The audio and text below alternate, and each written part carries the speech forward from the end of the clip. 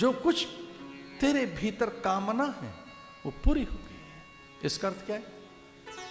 देवताओं को भोग लगाइए, प्रणाम कीजिए, पूजन कीजिए। अरे संभव हो सके तो मंदिर जाने का नियम लो, मंदिर जाने का, माथे पर चंदन रखने का, कलावा बांधिए, पता तो लगे क्या भारतीय। रक्षा सूत्र आपको याद दिलाएगा वो, ये बद्धो बरी राजा दानवेंद्र महाबल, ऋषि मुनियों से, संत सत्पुरुषों से, अपने आचार्य पुरोहित से, और कहीं अवसर हाथ लग जाए तो अपने गुरु से कलावा बंधवाइए हाथ पर। कहिए महाराज इसमें मंत्र फूंक दो कि मेरे कार्य सिद्ध हो, मेरे अभिष्ट की सिद्धि हो, मेरा अनिष्ट न हो, मैं स्वस्थ रहूं तन और मन से, बुद्धि से, विचार से, मति और संस्कारों से। मां प्रकट हो गई, प्रसन्न होकर वरदान देने लगे, सुनो सिय सत्य आशीष हमारी। मेरे आशीष हैं सीते, जा प्रसन्न होकर जा, वो सामने है, तेरी प्रतीक्षा कर रहा है, जन्मांतर से तेरा ही है। चूंकि सीता ने सकाम पूजा की, सीता आज निष्काम पूजा नहीं कर रही है। सीता ने जो जो फूल चढ़ाए ये कहकर के पराम्बा तू तो जानती है मुझे राम चाहिए, राम मेरे पति बने, वो मेरे स्वामी बने, मैं उनके वामांग में बैठूं, उनके प्रत्येक कार्य की सिद्धि में मैं अग्रा बनकर आगे आगे आगे चलूं, प्रत्येक वचन की सिद्धि पूर्ति के लिए मेरे प्राण न्यौछावर हो। क्या विलक्षण बात लिखी है तुलसी बाबा ने। मन चाहि राचो, मिलकर गाएंगे इसे, बोलिए।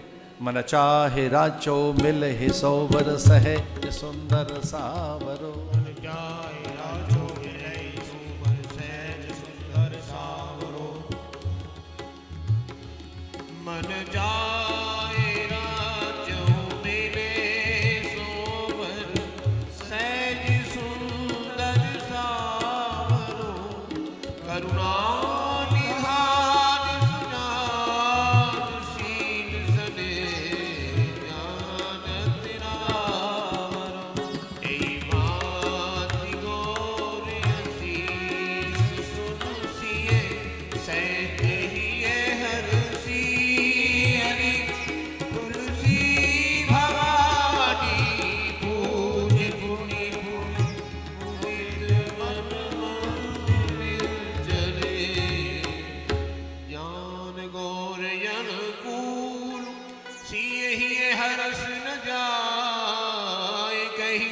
मंजुल मंजुल मूल बाम अंग फरकन लगे।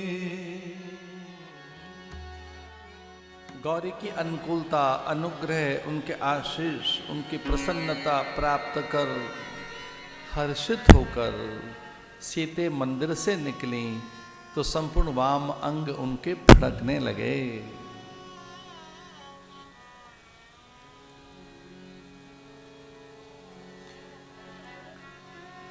स्त्री के वामांग जब स्फुरित होने लगे, उनमें स्फुरण हो, तो ऐसे शगुन विचारक बताते हैं, आगम कहते हैं कि वो सौभाग्य सूचक स्फुरण है।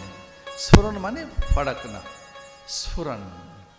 वो जो स्फुरणा है उन अंगों में एक प्रकार का वैशिष्ट स्पंदन जो है वो सौभाग्य सूचक है। वो आरोग्यता के लिए, आयुष्य के लिए, श्री और समृद्धि के लिए वो विजय सूचक है कि पति को विजय मिलेगी, अथवा पति स्वस्थ और सुंदर होगा, अथवा भाई भी और परिजन पुरजन भी, अपने भी, आपके आसपास का जो अपनों का परिवेश है उस आपके अपनों के जगत में सर्वथा अनुकूलता पैदा होगी। ये स्त्री के वाम अंग के स्फुरित होने का फलादेश है, ये फलश्रुति है। शकुन विज्ञानी कहते हैं स्त्री के वाम अंग फड़के उनमें स्फुरण हो तो वो सौभाग्य सूचक है। इसके विपरीत पुरुष के दाएं अंगों का बताया, इसी के विपरीत कि पुरुष के दाएं अंग फड़के, विशेषकर नेत्र, तो शुभ होगा, और ये स्कंध तो महाशुभ होगा, विजय प्राप्त होगी। ये सारे के सारे शगुन विज्ञान बताए हैं।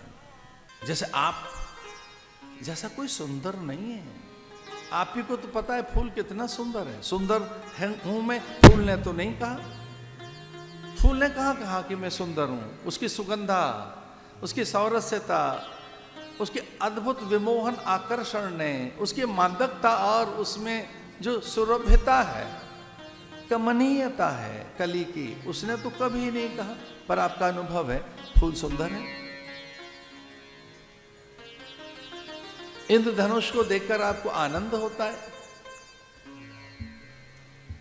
आपको सुंदर मोहक और पवित्र दिव्य वस्तु को देखकर प्रसन्नता होती है। ये बोध आपको है।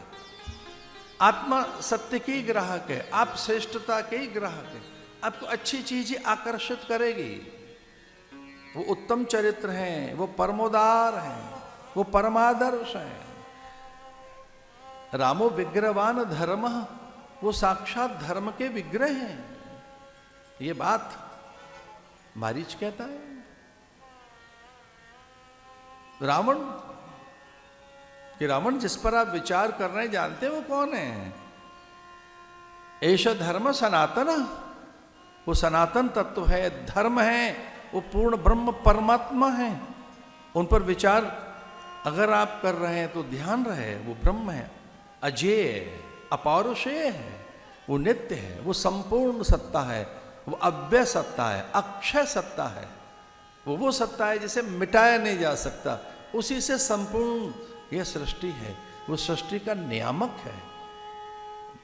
रामो विग्रहवान धर्म, ये मारीच के मुंह से निकला। ऐसा धर्म सनातन, उसका स्मरण सनातनता की ओर लेकर जाता है। वो सनातन सूर्य है, वो सनातन संस्कृति का ज्योतिर्धर है, वो ज्योति है सनातन की। सनातन माने जिसका न अंत है, न मध्य है और न आरंभ है। सनातन उसे कहते हैं जो शाश्वत है, समीचीन है, प्रत्येक संदर्भ में नूतन है, हर पल है, जो रहती है।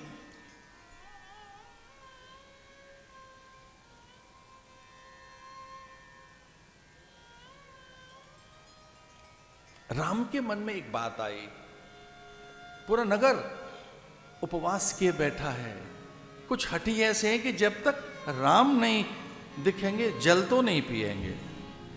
अब हठी लोग कभी कभी ऐसा करते हैं, उपवास में, व्रत में, अनुष्ठान में, जिद में, क्रोध में, और कई लोग तो जिद्दी ऐसे हैं कि लोग हम जल छोड़ देते हैं, बोलना छोड़ देते हैं, देखना छोड़ देंगे, आसन से नहीं हिलेंगे। पता नहीं कितने लोगों ने व्रत ले लिए कि जब तक भगवान नहीं दिखेंगे, राम नहीं दिखेंगे, जल नहीं पिएंगे, खड़े ही रहेंगे। जे इच्छा करहु मन माही, हरि प्रसाद कछु दुर्लभ नाम। भगवान के अंतःकरण तक उन कामना भावनाओं की वो आह्वान, उसकी आहट प्रभु तक पहुंची। ये आप विश्वास रखना, आपकी उपासना, आपकी अर्चना, साधना, मंत्र उन तक पहुंचता है। इस विश्वास में जी, सबसे निकट से निकट कोई है, सन्निकट कोई है, सबसे निकट कोई है, विश्वास कीजिए। आपका इष्ट ही आपके निकट है। पहले उसी को पता लगेगा, किसी और को नहीं पता लगेगा। आपका इष्ट आपके निकट है। आप जो सोचेंगे, विचार करेंगे, आप कैसे भूल जाते हैं कि उन्हें पता नहीं लगेगा। हमारी पूजा के फूल, आरती, हमारा मधुर मिष्ठान, प्रसाद, नीरांजन, हमारा निवेदन, प्रतिवेदन, प्रणाम, प्रदक्षिणा, हमारा अर्घ, हमारा स्तवन, पता नहीं उन तक पहुंच भी रहा है कि नहीं। ना भैया, आस्तिक बनो।